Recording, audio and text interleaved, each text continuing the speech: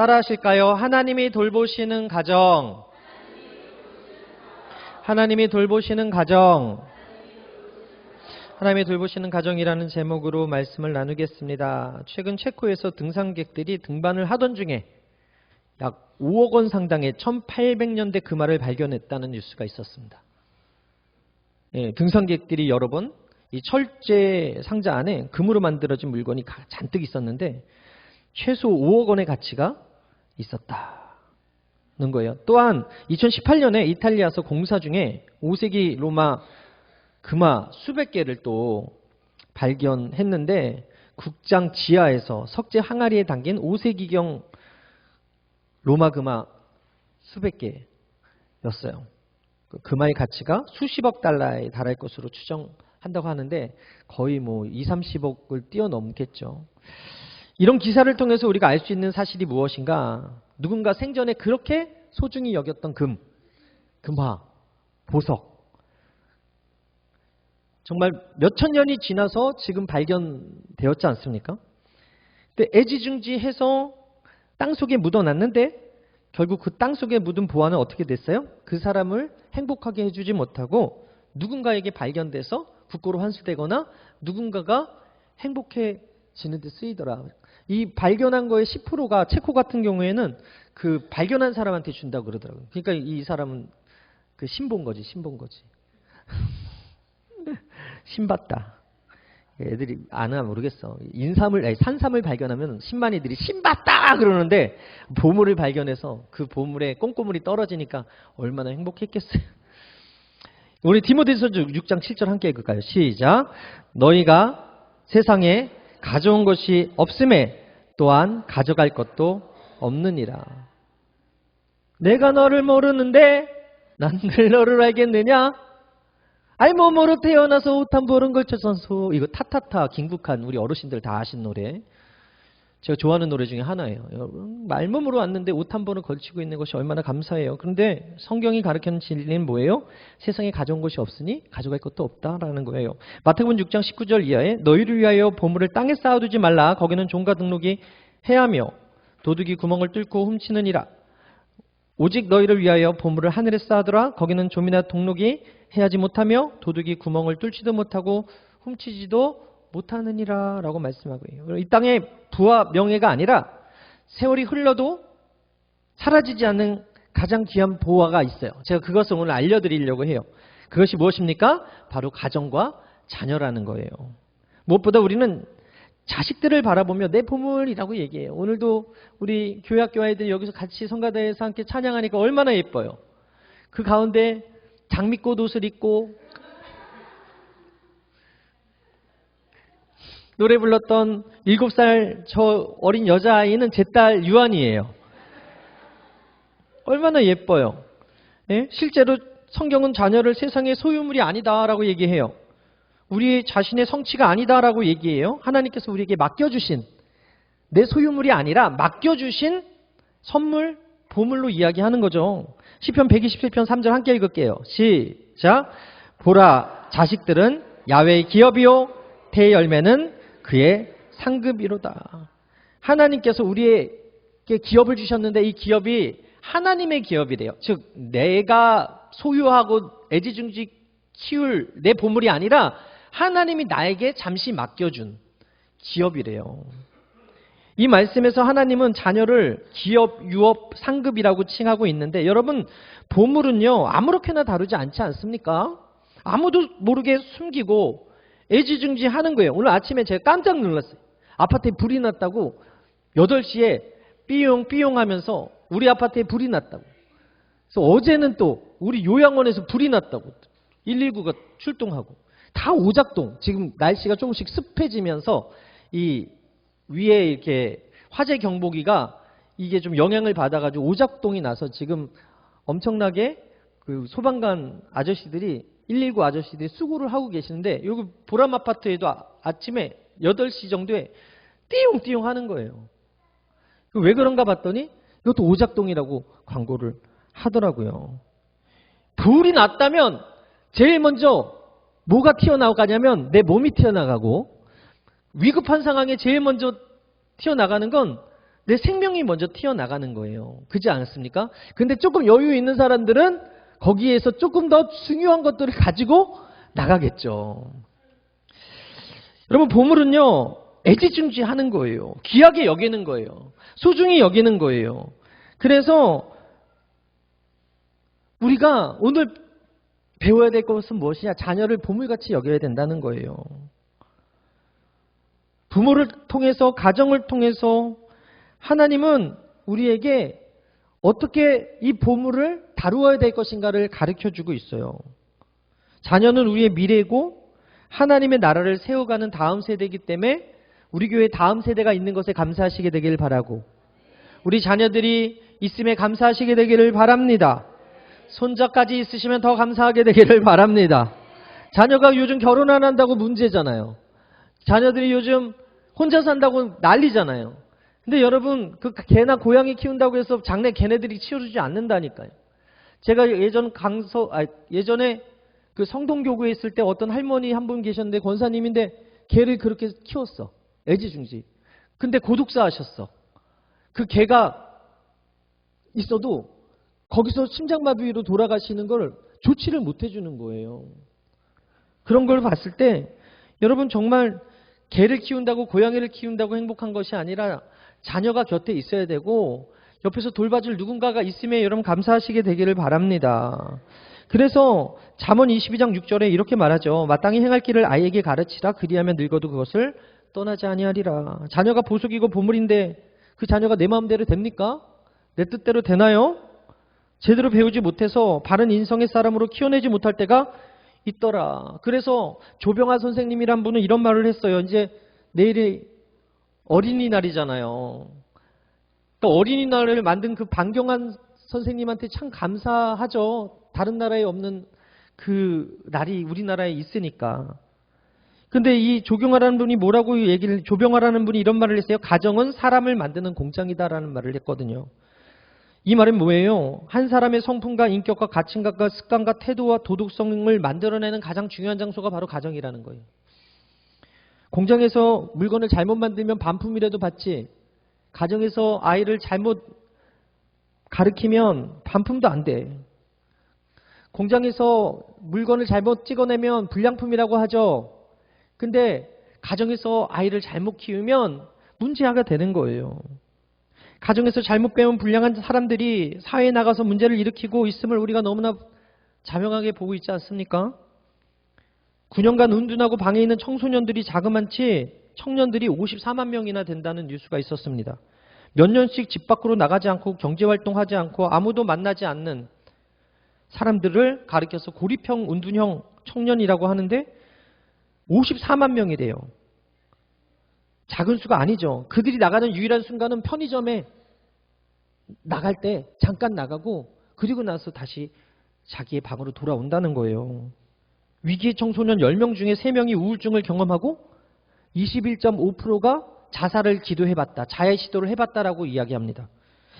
이틀 전에 강남 19층 건물 옥상서 20대 여성이 투신하려고 하다가 소방관들의 기지로 목숨을 건진 일이 있었어요.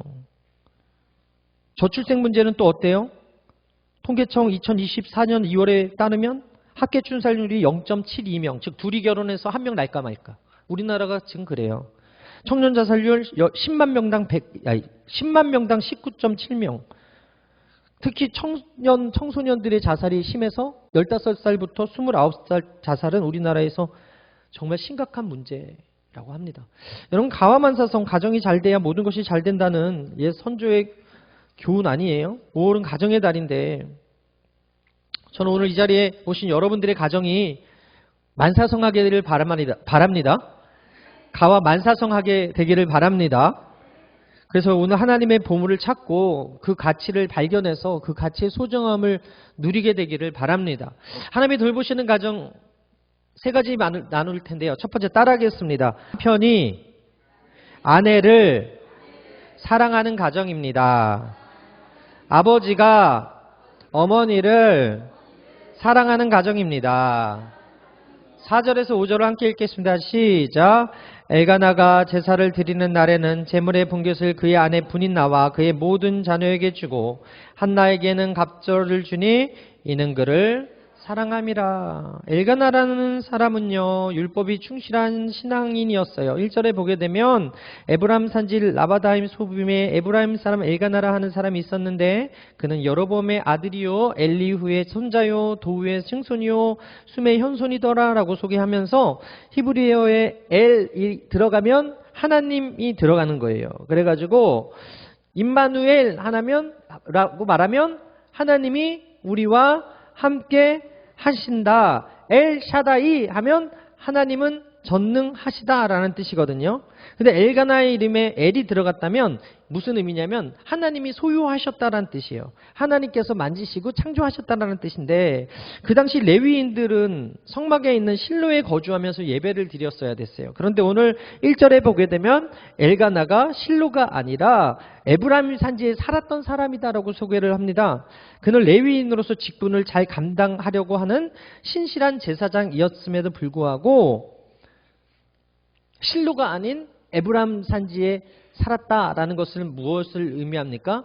그가 온전하게 주님을 섬기는 자리에서 떠나 있었다라는 것을 의미해요. 신실한 제사장의 직분을 감당해야 하는 사람임에도 불구하고 실로가 아닌 에브라임 산지에 거주하고 있다라는 것은 그는 거기에서 하나님을 섬겼던 제사장이었다는 거예요. 지금으로 치면 여러분 여의도에 있는 게 아니라 이렇게 조금 떨어져 있는 곳에서 사역을 하는 목사님 같은 거로 여러분들 해석을 하시면 되는데, 그런데 이 레위인으로서 직분을 잘 감당하려는 신실한 제사장이었는데 문제는 뭐냐? 아내가 한 명이 아니었다는 거예요. 하나도 감당하기 힘든데 아내가 둘이 있더라. 2절을 함께 읽을까요? 시작. 그에게 두 아내가 있었으니 한 사람의 이름은 한나요, 한 사람의 이름은 분인나라. 분인나에게는 자식이 있고 한나에게는 자식이 없었더라. 여러분, 이 현상은 사사기와 떼어놓을 수 없는 그런 부분이었어요. 즉 소견에 옳은 대로 행하는 사람들이 모여있다 보니까 제사장도 첩을 두고 제사장도 아내 외에 다른 여자를 들였다는 거예요.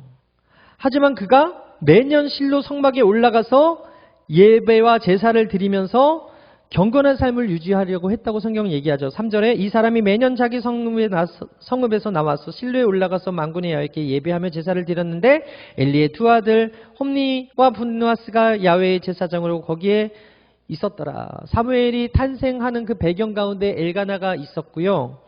그의 가정을 놓고 보면 정말 이상적이진 않았습니다. 엘가나의 가정은 경건함을 추구하는 가정이긴 했지만 아내가 2명이었고 그로 인한 시기와 질투로 가정 내 갈등이 있었어요.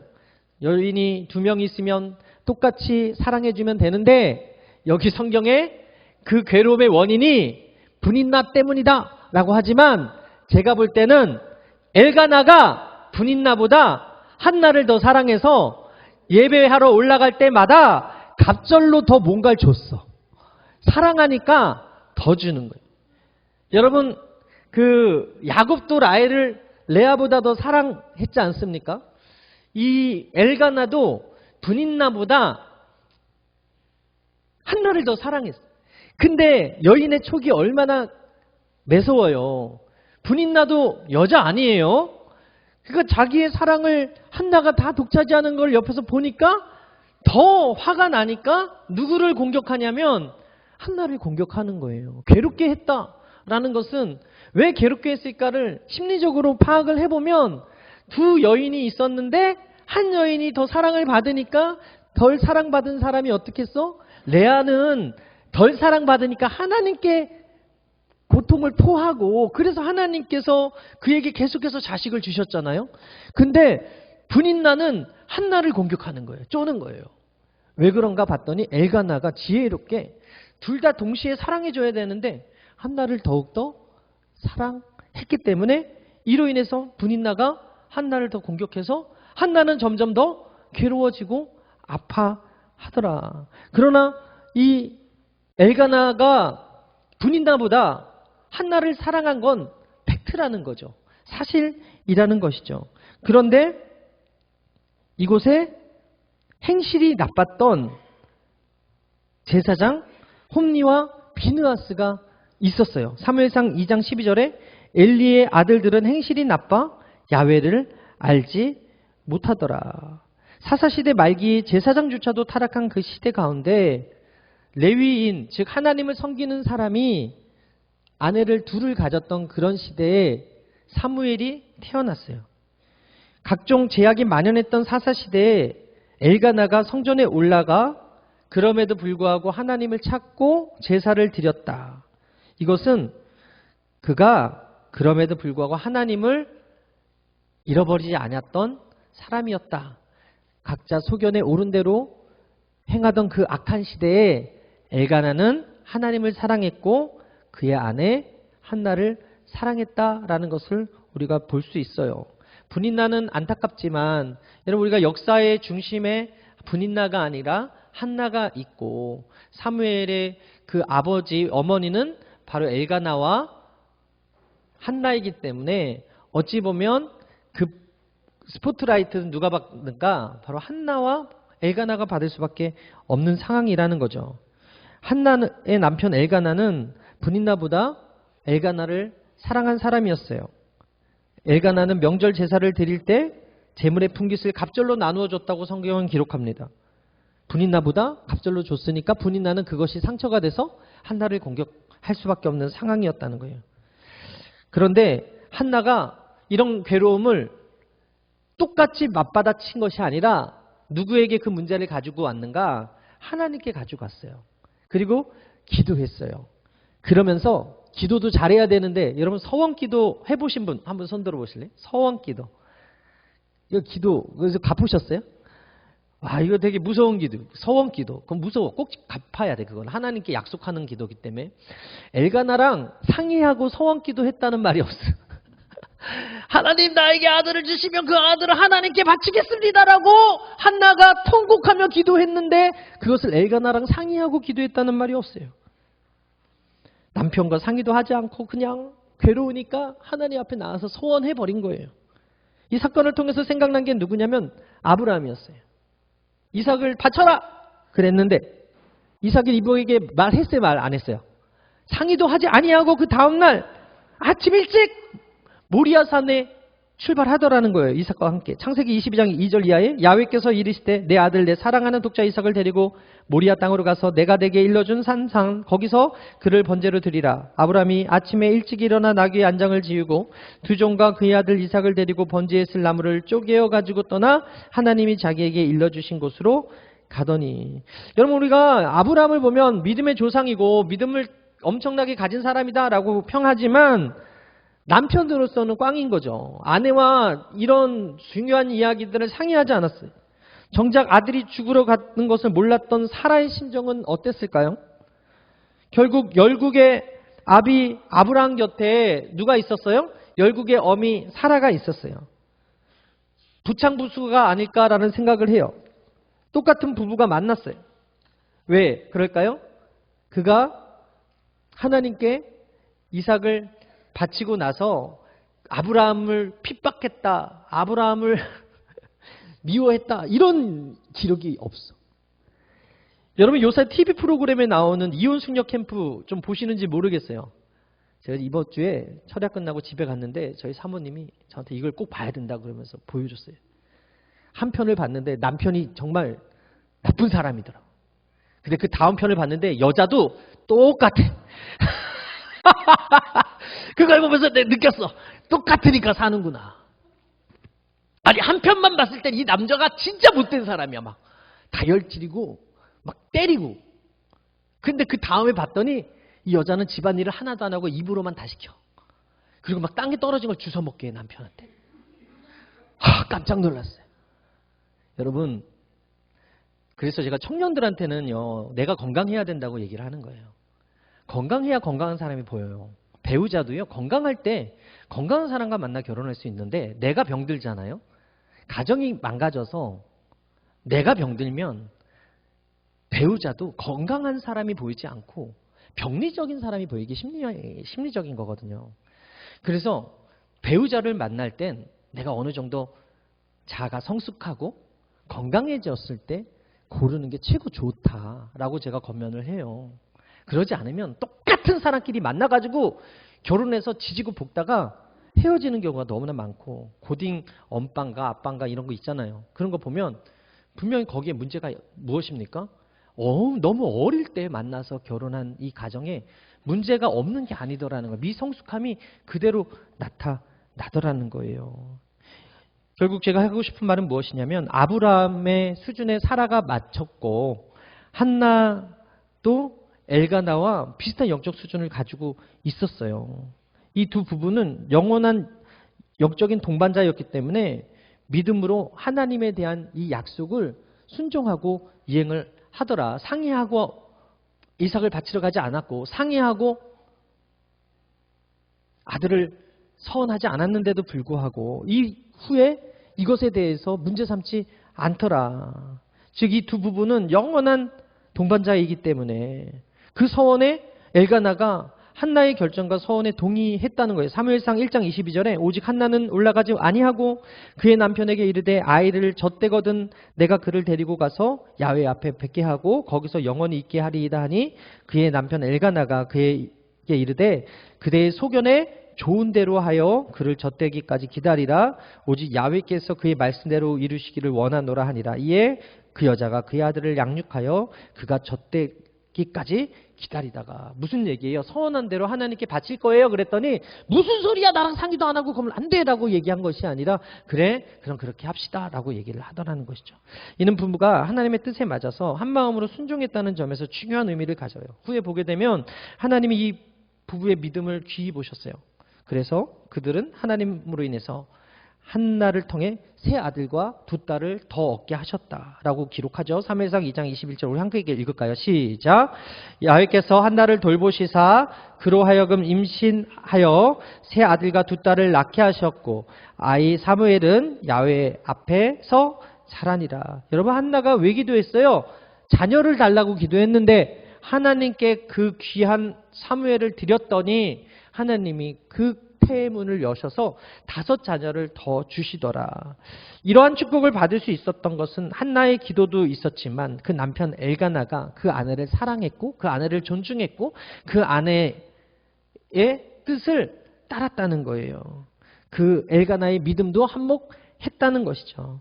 하나님께서 주신 아들을 다시 하나님께 되돌려 드리는 믿음이 아내를 사랑한 남편으로서의 배려였고 성숙한 신앙인으로서의 모습이었다는 것입니다. 그렇게 엘가나와 한나가 서로 사랑하며 하나님 앞에서 예배자로 살아갔어요. 사랑하는 여러분, 하나님이 돌보시는 가정 어떤 가정이에요? 남편이 아내를 사랑하고 그 뜻을 존중하고 그 아내를 믿어줄 때 아름다운 가정이 이루어지심을 믿으시게 되기를 바랍니다. 두 번째 따라하겠습니다. 아내가 기도하는 가정입니다. 어머니가 기도하는 가정입니다. 7절을 함께 읽겠습니다. 시작. 매년 한나가 야훼의 집에 올라갈 때마다 남편이 그같이 하매 분인나가 그를 격분시키므로 그가 울고 먹지 아니하니. 10절 시작. 한나가 마음이 괴로워서 야훼께 기도하고 동곡하며. 여러분, 우리 한국 사람들에게는 한이 있어. 한. 이루지 못한 소망과 깊은 상처에서 생긴 것이 한이 아닙니까? 이게 우리나라의 민족적인 정서잖아요. 오늘 한나의 삶에서도 발견이 되는 거예요. 한나는 지도층 인사 가정의 아내, 남편이 제사장 레위인이었는데 그의 삶과 질이 형편없지 않았어요. 괜찮았어요. 그런데 제사장의 아내인 한나에게 문제가 무엇이었냐? 자식이 없다. 자식이 없다. 이 아픔은 오늘날의 아픔과는 달라. 우리나라는 자녀가 있든 없든 뭐 그게 큰 흉이 아니고 아예 결혼을 안 해도 그게 흉이 아니잖아요. 그런데 그 당시 이 아이는 소망이었다는 거예요. BC 1100년경 그 당시 자식은 생명이었다는 거예요. 그 여인의 미래였고 그 여인의 희망이었어요. 그런데 자식이 없다고 하는 것은 한 며칠 아픔이었다는 것입니다. 생명이 없는 존재로 생각되는 그런 아픔이었다는 거예요. 이것이 남편에게 또한 사랑받는 조건이었거든요. 아들을 낳아주는 것이. 근데 아들이 없던 남편이 첩을 들여와서 사랑을 독차지하는 것이 아니라 나눠 가져야 하는 그 아픔이 생겼다는 거죠. 사무엘상 1장 6절에 야훼께서 그에게 임신하지 못하게 하심으로 그의 적수인 분인나가 그를 심히 격분하게 하여 괴롭게 하더라. 매년 한나가 야훼의 집에 올라갈 때마다 남편이 그같이 하매 분인나가 그를 격분시킴으로 그가 울고 먹지 아니하다. 여러분, 임신하게 못하게 하신 분이 누구라고요? 하나님이 임신하지 못하게 했다는 거예요. 여러분, 우리에게 고통을 주시는 분도, 우리에게 행복을 주시는 분도 누구래요? 하나님이라는 거예요. 우리에게 문제를 주시는 이유, 우리에게 고통을 안겨주시는 이유, 기도하라고. 오늘 본문에 괴롭게 하다라고 하는 이 라함이라는 단어는요, 천둥이라는 뜻인데, 우레와 춘둥이라는 뜻인데 깊은 슬픔이라는 단어로 해석이 돼요. 그리고 세게 흔들다 라는 동사로 쓰일 때도 있어요. 그러니까 분인나가 한나를 단순히 입으로만 괴롭힌 게 아니라 슬픔이 임할 정도로 육체적인 괴롭힘이 동반된 그런 상황이었다는 거예요. 자식을 낳지 못한다는 그 이유 하나만으로 엘가나의 사랑을 나눠 가져야 되고 지속적인 괴롭힘, 즉 모욕과 괴롭힘을 받았던 그 한나의 심정이 한이 맺히지 않았겠어요? 그런데 엘가나는 분인나보다 한나를 더 사랑했다. 사무엘상 1장 8절에 그의 남편 엘가나가 그에게 이르되 한나여 어찌하여 울며 어찌하여 먹지 아니하며 어찌하여 그대의 마음이 슬프냐. 내가 그대에게 10 아들보다 낫지 아니하냐. 그러니까 남편은 아내의 마음을 잘 몰라요. 10 아들보다 낫지 않으니까 이렇게 괴로워하는데도 남편은 나 하나로 충분하지 않냐라고 얘기하는 거예요. 예나 지금이나 남편은 늘 아내한테 혼나요. 남편 엘가나가 그녀를 말로 위로했지만 그 말이 위로가 안 됐다는 거예요. 한나가 괴롭힘과 고통으로 인해서 스스로 절망하는 그 상황에 분인나는 자기가 열받으니까 한나를 괴롭혔지만 분인나는 하나님을 찾는 것이 아니라 한나를 괴롭힘을 선택했지만 한나는 하나님이 응답하실 때까지 오래 기다렸어요. 억울함이 있었음에도 불구하고 기도의 자리를 떠나가지 않았어요. 엘리가 술을 끊으라 할 정도로 간절함으로 기도했어요. 그리고 기도 후에 어떤 태도를 보여요? 사무엘상 1장 18절에 이르되 당신의 여종이 당신께 은혜 있기를 원하나이다 하고 가서 먹고 얼굴에 다시는 근심이 빛이 없더라. 엘리의 한마디에 마음이 기뻐서 근심의 빛을 갖지 않았다. 분인나는 자식에 집착해서 자녀를 무기로 삼았고 한나는 고통 속에서 그 문제 가운데 기도했다.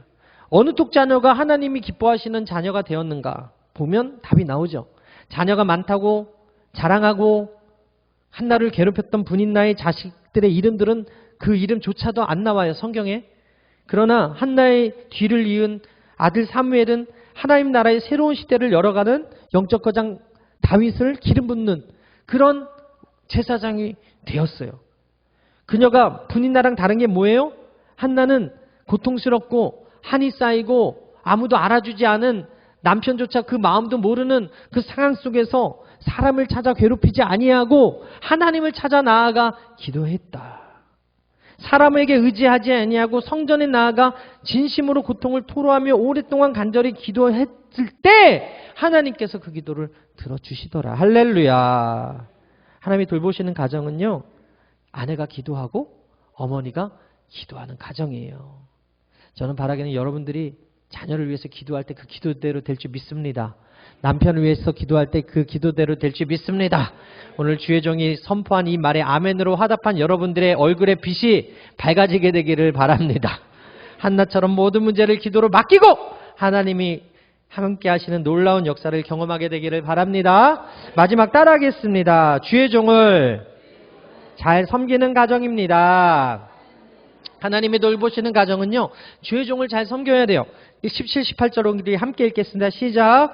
엘리가 대답하여 이르되 평안히 가라. 이스라엘의 하나님이 내가 기도하여 구한 것을 허락하기를 원하노라 하니 이르되 당신의 여종이 당신에게 은혜를 입기를 원하나이다 하고 가서 먹고 얼굴에 다시는 근심빛이 없더라. 성전에서 기도하는 한나와 제사장 엘리가 대화를 했는데 그 대화를 통해서 발견할 수 있는 것이 무엇입니까?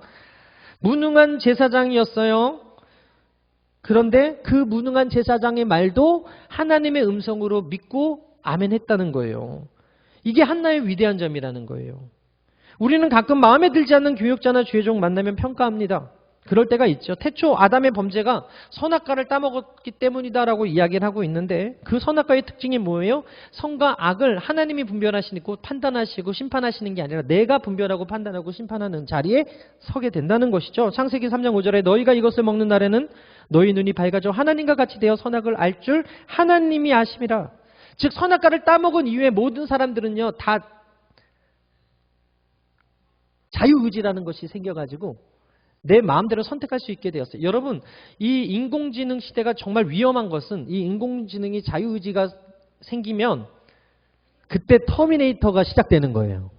그래서 되게 조심하고 우리가 예의주시해야 되거든요. 뭐 챗GPT가 우리의 지식을 더욱더 풍요롭게 해주고 정보를 더욱더 잘 가르쳐주니까 좋다 하지만 지금 그 AI 로봇으로 해가지고 지금 군수 부분에서는 엄청나게 경쟁을 하고 있어요. 로봇계를 만들고 드론새를 만들고 그리고 인공지능 군인들을 만들고 이게 나중에 터미네이터가 될 수도 있다라는 인류학자들이 경고를 하고 있어요. 며칠 전에는 중국에서 휴머노이드 로봇이 미쳐가지고 막 이렇게 사람 공격하는 그런 뉴스도 나왔거든요. 이거는 정말 되게 위험한 시대인데 하나님이 인간을 통해서 위험하다고 얘기한 게 뭔가 그것은 바로 선악과를 따먹은 사건이었다는 거예요. 위험하니까 먹지 마라 했는데 먹고 나서 내가 주인이 돼버린 거예요. 내가 하나님이 되는 거예요. 인공지능도 마찬가지. 인간이 주인이 아니라 자기가 주인이 되는 순간에 그때부터 위험해진다니까요. 선악을 분별하다 보니까 내가 하나님의 자리에 앉아서 교육자를 판단해요. 여러분 SNS나 유튜브를 보게 되면 정말 정보가 빨라진 시대에 사는 것을 봐요. 그래서 코로나 시대를 겪으면서 우리 목사님 설교가 최고였던 사람들이 어느 순간 비대면 예배를 드리면서 유튜브에 다른 목사님들 설교를 들으니까 오 이런 목사님이 있었어? 그러면서 코로나 시대에 뜬 목사님들이 몇 분 계시거든요. 그래서 내가 섬기는 교회 목사님이 마음에 안 드는 거예요. 그 설교가 마음에 안 드는 거예요. 그래서 한나가 엘리의 말을 하나님 말씀으로 받아들인 그 믿음이 있었어요. 이게 너무 대단한 거거든요. 엘리는 그 당시에 영적으로 우둔한 사람이었다고 성경이 평가할 정도로 존경받는 제사장이 아니었습니다. 그 당시 대제사장이었음에도 불구하고 한나가 기도하러 왔을 때 그 자리에 앉아서 맞이했던 사람이에요. 몸이 비대해서. 그리고 사무엘을 불렀던 그 하나님의 음성을 어린 사무엘은 들었는데 그는 듣지 못했다고 성경은 기록합니다. 사무엘상 3장 1절에 아이 사무엘이 엘리 앞에서 야훼를 섬길 때 야훼의 말씀에 희귀하여 이상이 흔히 보이지 않았다. 게다가 그는 자식 교육에 실패해서 홈니와 비느하스는 성막에서 악한 짓을 했지 않습니까? 제사의 고기를 탈취하고 성막에서 음행을 하고 사무엘상 2장 12절에 그들을 향해서 이렇게 평가합니다. 엘리의 아들들은 행실이 나빠 야훼를 알지 못하더라. 결국 하나님은 하나님의 사람을 통해서 엘리 집을 심판을 예고하시는데 사무엘상 2장 34절에 내 두 아들 홈니와 비느하스가 한날에 죽으리니 그 둘이 당할 그 일이 내게 표징이 되리라. 하나님이 하시는 말씀이 그러면서 내가 충실한 제사장을 세우겠다라고 말씀하셨거든요. 사무엘상 2장 35절에 내가 나를 위하여 충실한 제사장을 일으키리니 그 사람은 내 마음 내 뜻대로 행할 것이라. 내가 그를 위하여 견고한 집을 세우리니 그가 나의 기름 부음 받은 자 앞에서 영구히 행하리라. 즉 엘리가 하나님께 받은 평가가 무엇이었냐면 충실하지 못했다, 충성되지 못했다, 잘못하고 있다였어요. 결국에는 블레셋에게 법궤를 빼앗기고 두 아들이 죽임당하니까 어떤 일이 있어요. 본인도 의자에서 그 소식 듣고서 쓰러져서 목이 부러져 죽지 않습니까? 그런데 한나는 그 충실하지 못한 제사장, 영적으로 우둔하던 그 제사장의 입에 나온 그 말, 하나님의 말로 듣고 아멘했다니까요. 사무엘상 1장 18절에 이르되 당신의 여종이 당신께 은혜를 잊기 원하나이다 하고 가서 먹고 다시는 얼굴에 근심빛이 없었다. 여러분 성경 곳곳에서 반복돼서 가르쳐주는 거예요. 바로 주의 종을 선대하는 자는 복받는다는 거 아닙니까? 수넴에 사는 한 여인이요. 엘리사가 자주 지나갈 수 있도록 방을 마련하고 간단한 기구까지 배치하면서 그를 환대했어요. 그녀는 엘리사에게 물질적으로 아무 대가 없이 헌신적으로 대접했고 결국 엘리사는 하나님께 그녀를 위해서 축복을 구해서 자녀가 없던 그녀에게 자녀가 생겼어요. 근데 그 자녀가 아들이 병들어 죽게 되었을 때 또 엘리사가 나아가서 그 아들을 살려요. 아람의 나아만 장군이요.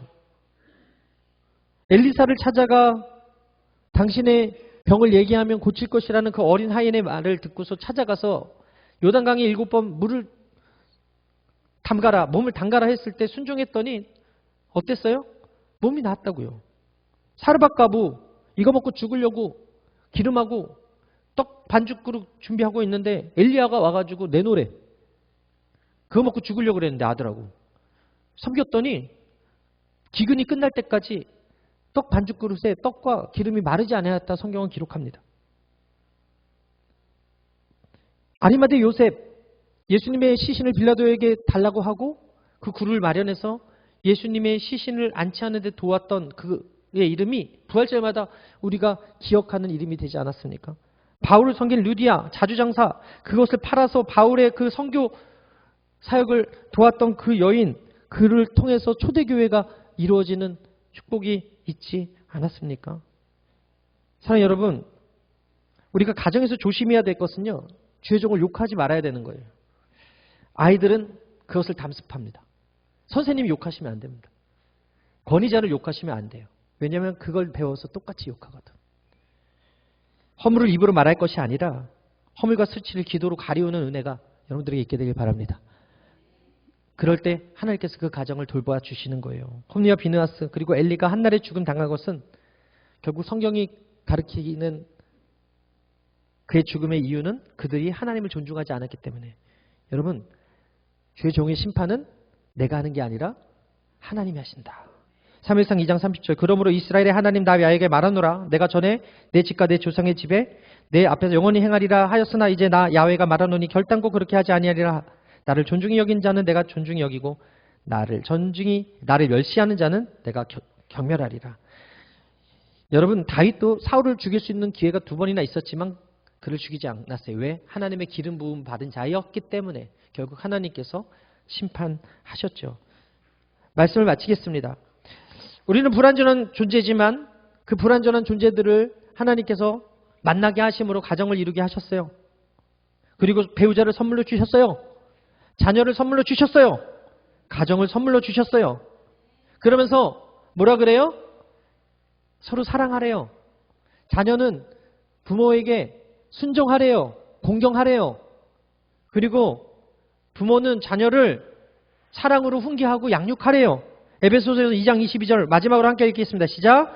너희도 성령 안에서 하나님이 거하실 처소가 되기 위하여 그리스도 예수 안에서 함께 지어져 가느니라. 여러분들의 가정의 주인이 예수님이 되기를 바랍니다. 여러분의 가정의 주인이 예수님이 될 때 아버지, 남편은 아내와 어머니를 더 사랑하게 될 것이고 아내는, 어머니는 하나님 앞에 문제를 만났을 때 무릎 꿇고 기도하게 될 것이며 자녀들은 부모의 그 권위에 순종하게 될 것입니다. 주의 종은 여러분들의 가정을 위해서 기도하고 여러분들이 주의 종을 잘 섬기면 또 하나님께서 여러분들에게 주의 종의 입술을 통해서 축복을 내려주실 줄 믿습니다. 우리는 하나님의 손에 만들어진 존재지만 동시에 부모님 손에 의해서 만들어졌고 특히 아버지의 사랑과 어머니의 기도에 의해서 만들어진다는 사실을 기억하시고 이 시대에 어떤 가정이 되어야 됩니까? 남편이 아내를 사랑하고 아내가 자식을 위해 기도하고 주의 종을 잘 섬기면 하나님께서 반드시 그 가정을 돌보시고 복주시게 됨을 믿으시게 되기를 주님의 이름으로 축원합니다. 우리 함께 찬양하고 기도하겠습니다.